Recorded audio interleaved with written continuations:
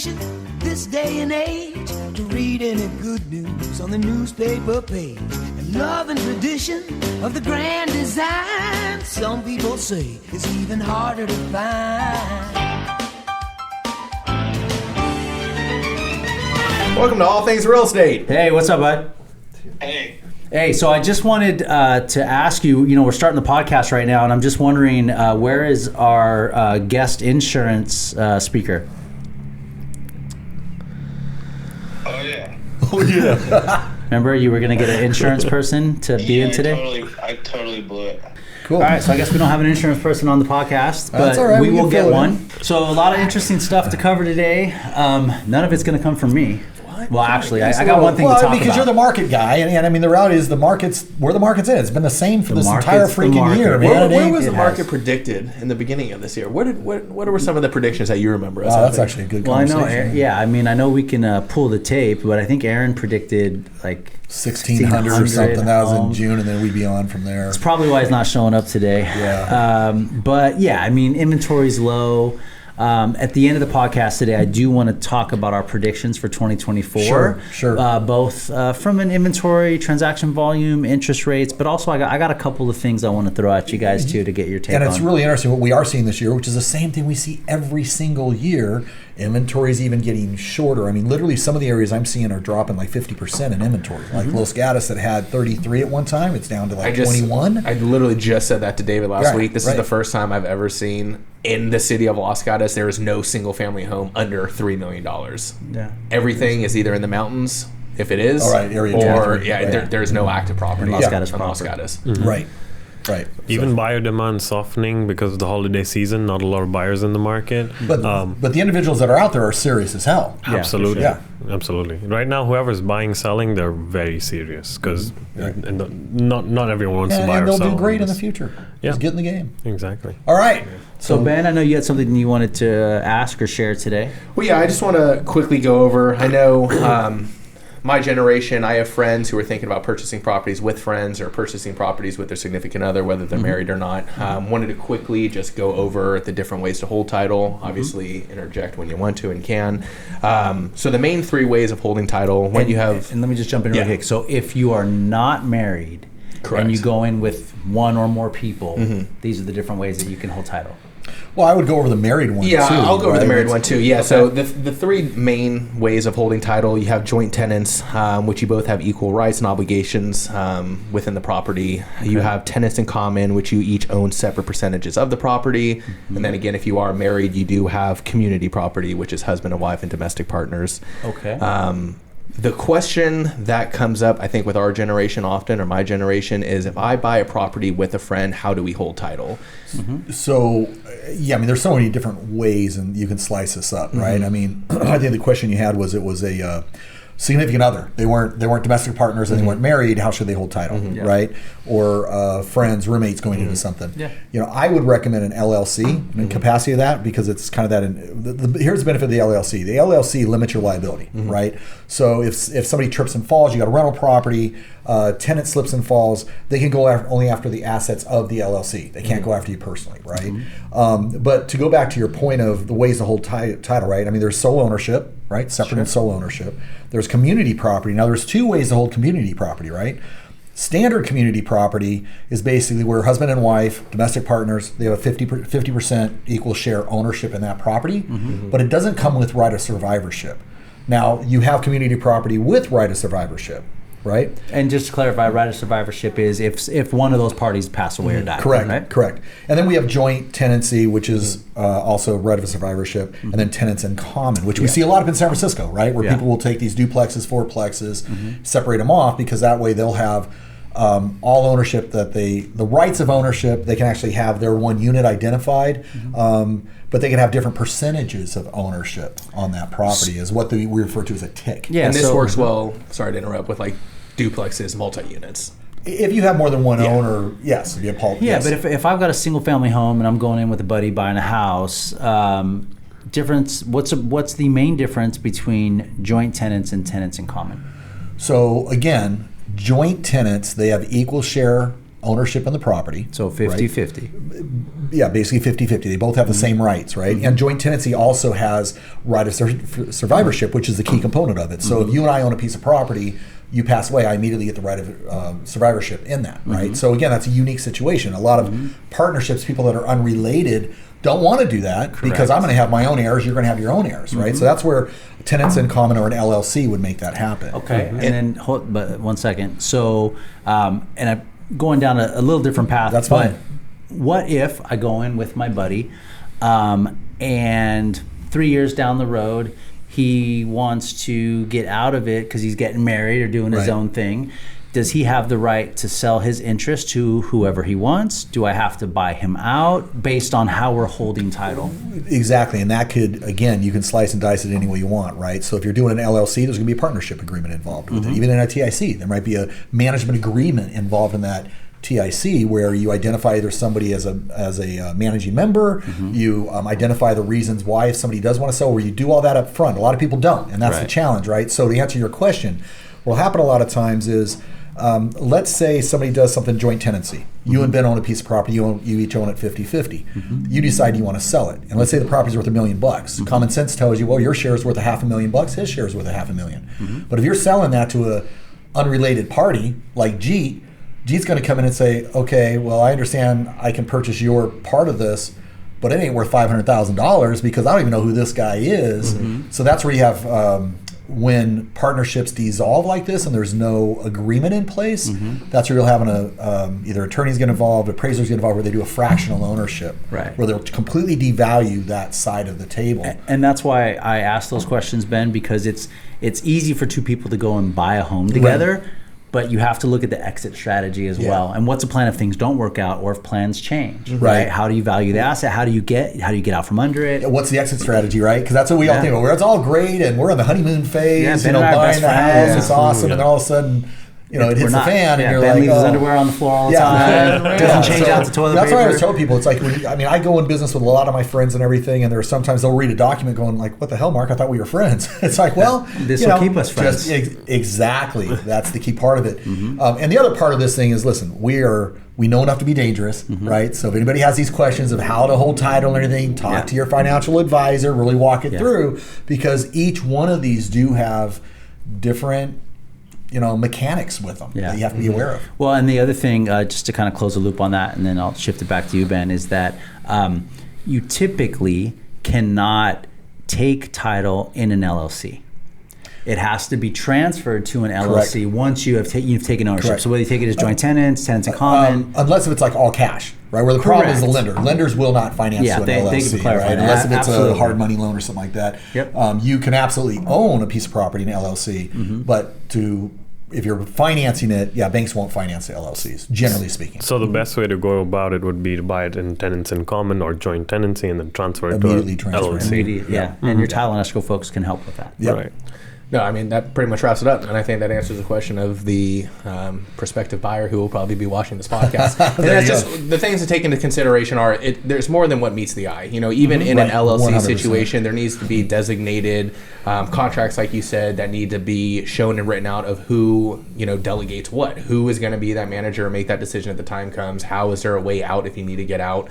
But again, like you said, we are advisors from our own field. For the tax benefit part of it or the actual specifics, reach out to your tax advisor. But here's the really cool thing is we always say with our team, we have all of these advisors in our arsenal, right? So the fact that we can have an initial conversation with you as your advisors, but if it goes deeper than that, we have the resources in our portfolio to be able to refer to our clients. And this question came in across the country. So to clarify again, you don't have to be in our area. You don't have to be in California to ask us for help, ask us for advice or recommendations. You can be in Florida across the entire country, and we are still able to give you advice that can hopefully benefit you. What do we say? All things real estate, right? Yeah. I mean, that's what we are. Anything real estate related, we're your guys. And to Mark's point about us having resources across the board, I think that's one of my past clients' favorite things. They will text me out of the blue 3 years after we close the deal. Hey, David, do you have an HVAC guy? Right. Do you got a painter? Right. You know, a plumber? Or, hey, I see you at the Giants games a lot. Do you have any Giants tickets? Right? And I tell my Very clients true. that if there's any recommendation, I don't care if it's real estate related or not, we're grounded, rooted in this community, Right. and we have contacts, you know, like you said, across the board, Absolutely. across all industries. So it is all things real estate, really, and more. Absolutely. Yeah. There you go. Yeah. Well, that's good. That's good. I appreciate the. There you go. So we got your question answered, And now good to you go. can crop that little piece out of the podcast and send her the link you to go. listen. Start right here and just listen to the whole thing. This is, I mean, I think, again, and the reason why I bring that up, and I know it's not just this person who has this question, like, course. for our generation who thinks about all the time of the down payment question, I know we talked about this a couple podcasts ago, but, I mean, is it easier to, you know, get the whole down payment yourself, or is it easier to have a down payment with one person, a partner, 2 or 3 other people, and that it's doable. I tell you what, right now, if it was 20 years ago, 25 years ago, I would definitely get one or more of my friends and go buy a duplex or a fourplex right now. The new loan limits for FHA just came out. They just increased them, right? Yeah, and so you can buy a fourplex in San Jose with 3.5% down, and that loan goes up to $2.25 million. No kidding. So you get your buddies, Wow. and you know, and you can get, you know, two bedroom, 1 bath, or 2 bedroom, 2 bath units. You'll buy 4 of those, move in with 3 other buddies, right? You don't even have to occupy all 4 units. You guys share 2 of the units, rent out the other 2.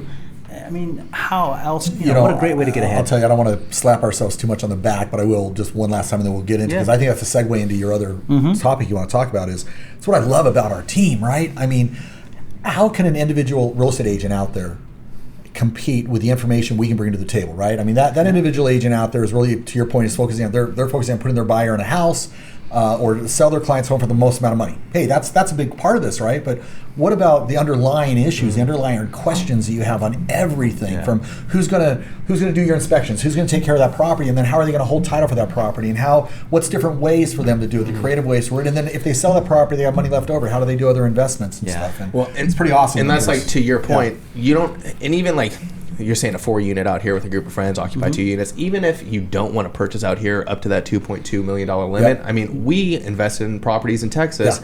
They're a quarter, if not more, they're $200,000 to $400,000 homes in Texas. You can buy with a friend, still pay rent where you're at. You don't even have to leave. And your mortgage more than likely will be.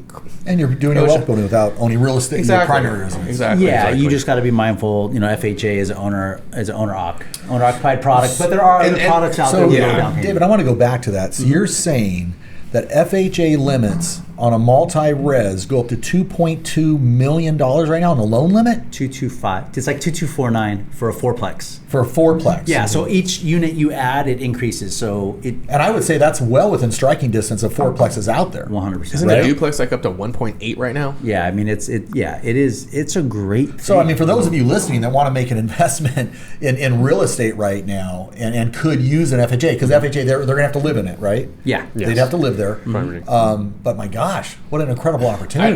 Don't right? jump the gun though, and everyone's not going to be able to afford this. Obviously, this is going to come with a larger mortgage. So Well, there's and they're going to have to put more money now Yeah. on an No, FHA. hold Can they on. not put more money down, well, 3.5%. Well, hold on, but they can put more money down if They they can. want. They right? can, but Yeah. but you also get to allow the rents of the other units as income That's to what- qualify yeah. for the mortgage. Right. Right. So I mean, you know, you can find a fourplex in a decent part of San Jose. When you think about that, that's probably bringing in $5 to $7 grand a month.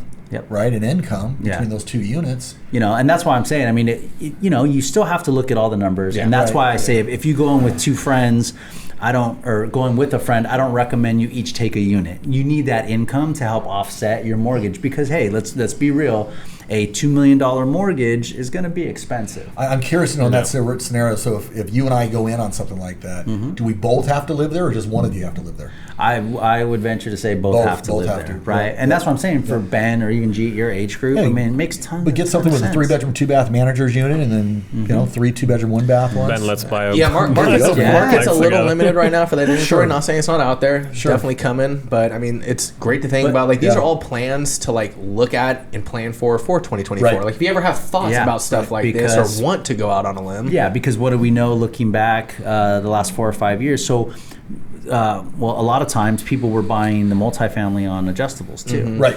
right? So, and those are going to adjust, and there's going to be people that may need to sell. Yeah. So, I mean, I think stuff like that, even a duplex, great opportunity. Yeah. So I know you've got a great subject in that line of, listen, what are some creative ways for a buyer to purchase a piece of property right now? And I think you've got a vehicle that is really interesting for the buyers that are stretching a little bit beyond their means, but can make it a little bit easier for them. Yeah, there's two products. One I actually used when I purchased my home a couple years ago, and the other is kind of the more traditional lease to own program, right? So lease to own program, we haven't done a lot of in the past here locally because there's so much demand for housing that a seller can find plenty of ready and able buyers. Yeah, the only reason why a seller or private party is going to want to do a lease to own is that they're going to get a higher value for their property, right? They can deter their taxes, and they can get a little bit higher price in rent, right, built into it.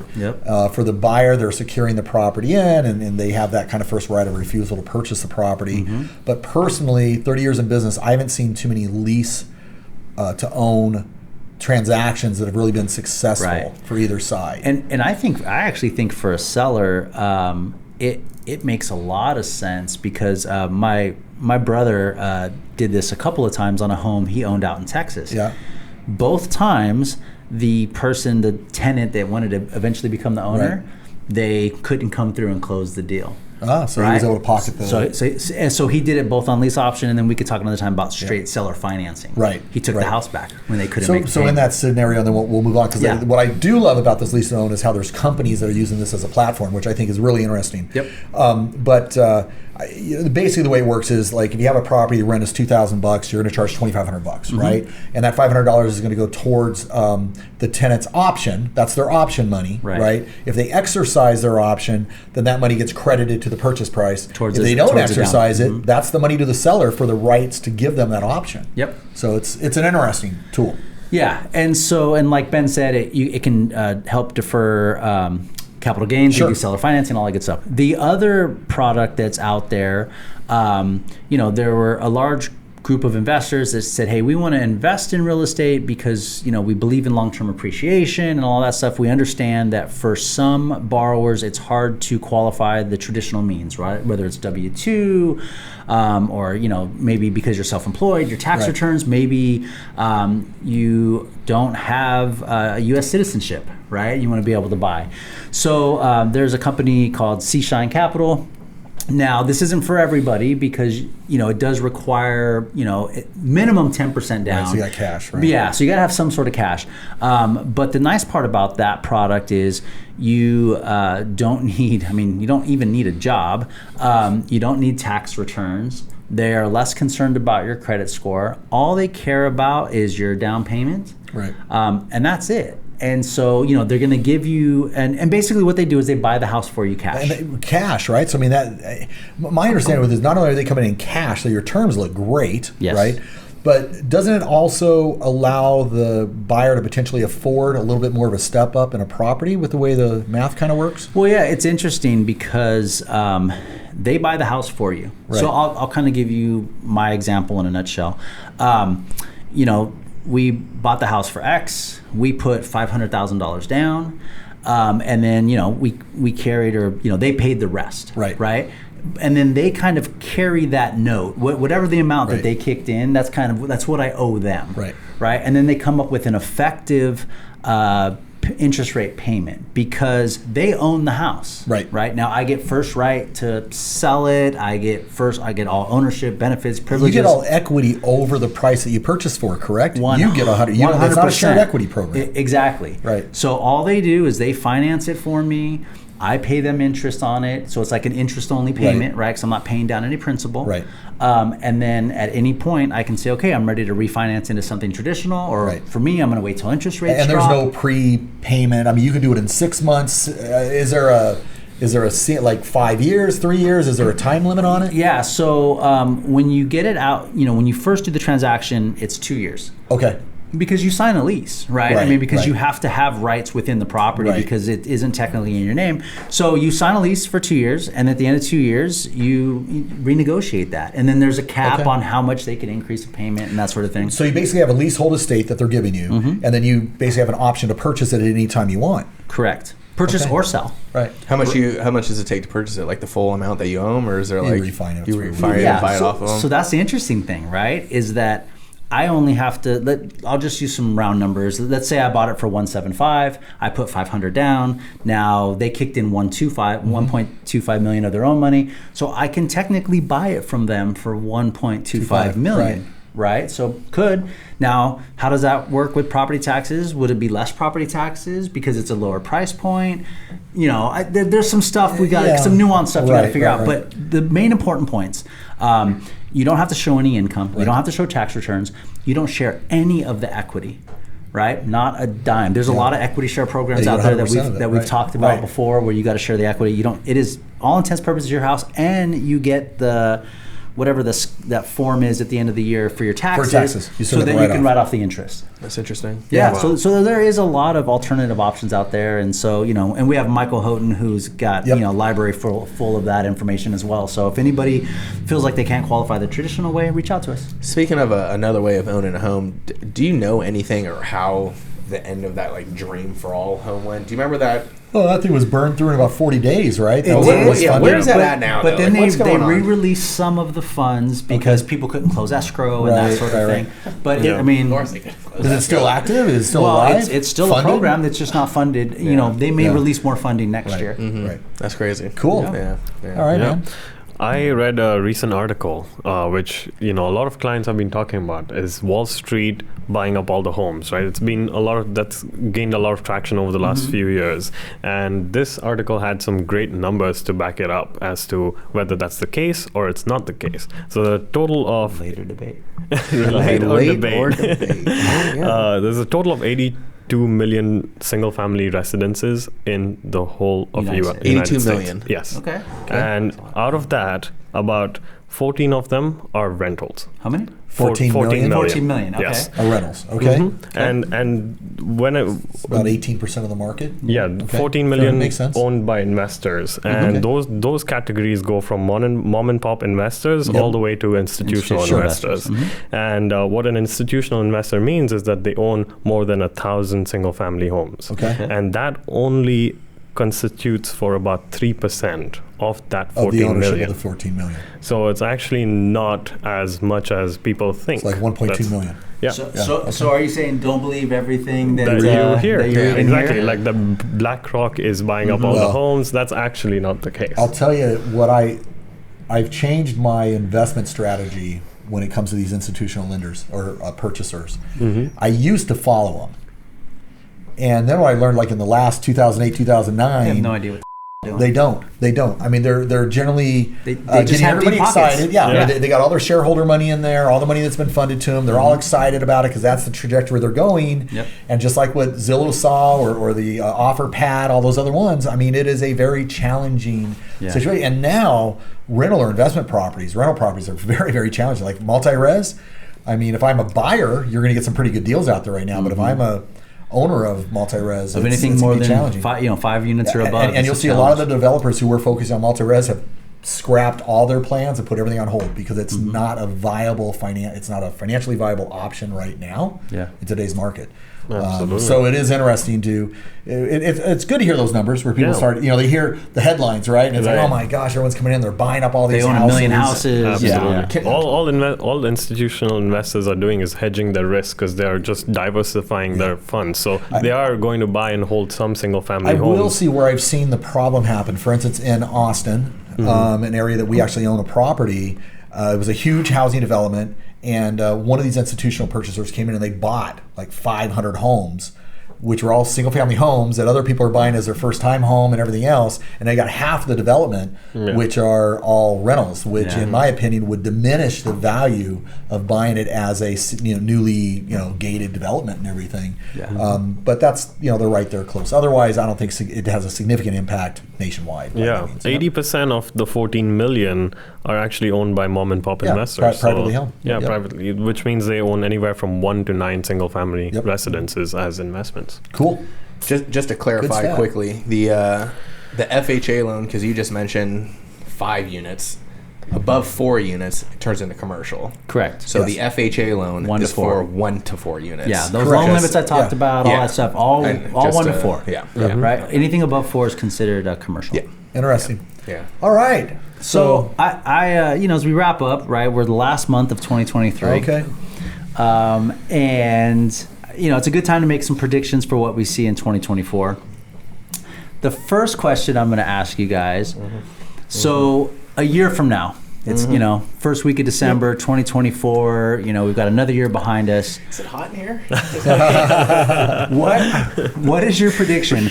Will we all still be together as a team, or will one or more Well, we're already of us? missing one. Well, yeah. Aaron's Or home with will the there baby be today. others involved in the team? Well, yeah. So what does our team look like a year from now? Is it made up of the same group of staff and agents? Do we shrink? Do we lose some of you guys, or do we grow the team? Where do you think we sit and look a year from now as a team? If the market stays the way it stays, I think our team stays the way it stays. For the listeners out there who don't know, we're moving off, or we're getting a satellite office over there off Bascom, so we're going to have a little bit more space. We're going to hone in on, I think, more plans and specific schedules. I just find it funny. Based off the market, depends if he's going to stay on the team. Is that No, what no, you're no, saying? no, no. Depending on how Depending on our what team. happens with No, the no, no, market. no. Because you said how will our team look next year? Fair So enough, I think yes. if the market starts to heat up, will there be opportunities for other buyer agents to join, like you said, and maybe we grow that downline? If the market heats, that's where I think. I think if the market stays the same, we all stay the same. If the market starts to heat up, maybe we add someone to it in the future. Maybe Heather joins and we get another marketing person. in your vision, nobody leaves the No team. one leaves the It's team. just a matter Yeah, if I we don't- expand or not. Yeah, that's okay. that's Okay. yeah. Okay, fair enough. All right, G, what do you think? I think the same. I think we're going to stay strong, stay all together, and crush out next year. It's going to be stronger than this one. I think, like Aaron said this morning, which is interesting. Like, and again, I know a lot of people think the same way. Like, you don't get in business with like your close friends. You never jump into a partnership with your actual friend. And I think that's what makes us so unique. Is We that don't like each other. we weren't friends going into the whole. We got real together estate because we were industry. like-minded, business-minded Exactly. individuals. And And we I think- shared the same yeah. passion And for that's what success in keeps real estate. and that's what keeps pushing us. Right. Is that whole focus is on bettering each other, and it's Right. not necessarily of what if I do this and my friend is butthurt or he can't do the same thing. Do I feel bad taking what I do benefits you, what you do benefits you, what you do benefits you, Which ultimately benefits our Exactly. clients. Yeah. It 100%. creates synergy. Yeah, Yeah. It really does. All right, Mark, what do you Um, think? So, I mean, listen, it's up to you guys. I'm not going anywhere. I mean, it really is. I'm not going anywhere. So, I don't need you. I'm not leaving. If you want to own this LLC, hey, you guys can continue to ride those coattails. yeah. It's all cool.